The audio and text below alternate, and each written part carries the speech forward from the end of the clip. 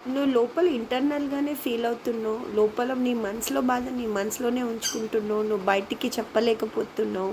దాన్నేమంటారంటే suppress crime అంటారు. మీకు dark circles అనేవి డార్క్ సర్కిల్స్ లాగా మీకు బయటికి కనిపిస్తా ఉంటాయి. మీ మొహం అంతా చిన్నగా అయిపోతూ ఉంటుంది. నువ్వు నువ్వు నీ గురించి నువ్వు స్టాండ్ తీసుకోలేకపోతున్నావు. నువ్వు బయటికి చెప్పలేకపోతున్నావు. లోపల బాధపడతా ఉంటున్నావు. అండ్ నువ్వు ఏదైతే చెప్పాలనుకుంటున్నావో దాన్ని ఎక్స్ప్రెస్ చేయలేకపోతున్నావు. నీకు చాలా కోపం కూడా ఉంది, బట్ నువ్వు అది ఎక్స్ప్రెస్సే చేయలేకపోతున్నావు. అట్లాంటప్పుడు ఏమవుతుందంటే సోర్ థోట్ ఆర్ థైరాయిడ్ సంబంధించిన ప్రాబ్లమ్స్ ఇదర్ అంటే థ్రోట్కి సంబంధించిన ఏదైనా ప్రాబ్లం అనేది వస్తుంది. ఎందుకంటే మీ ఇంటర్నల్ ఫీలింగ్ అనేది బయటకు ఎక్స్ప్రెస్ చేయలేకపోతున్నారు.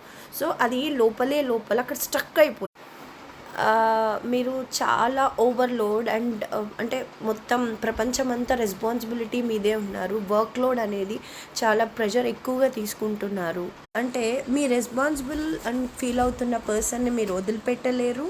అలా అని చెప్పి వాళ్ళని అలా అని వాళ్ళతో కంటిన్యూ చేయలేరు. ఆ టైంలో మీకు cervical spondylitis or cervical problem, neck అంటే షోల్డర్ ప్రాబ్లమ్స్ అనేవి వస్తాయి. ఫ్యామిలీలో ఎవరైనా ఒకళ్ళు ఉంటారు, మిమ్మల్ని ఊరికే క్రిటిసైజ్ చేస్తుంటారు. ఇది ఇట్లా కాదు, ఇది అట్లా కాదు, ఇది ఇలా చెయ్యాలి, ఇది అలా చెయ్యాలి అని చెప్పి మాట్లాడతారు. ఆ సిచ్యువేషన్లో నీకు మైగ్రేన్ అనేది హెడేక్ రూపంలో బయటికి వస్తూ ఉంటుంది.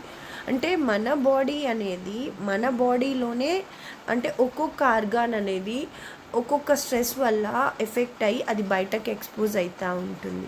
అండ్ పీపుల్ అనుకుంటారు మన దగ్గర ఏం లేదు అనుకుంటారు. అంతా మనలోనే ఉంది. మనమే రీజన్ అది. అంటే మన స్ట్రెస్ని మనమే తగ్గించుకోగలుగుతాం.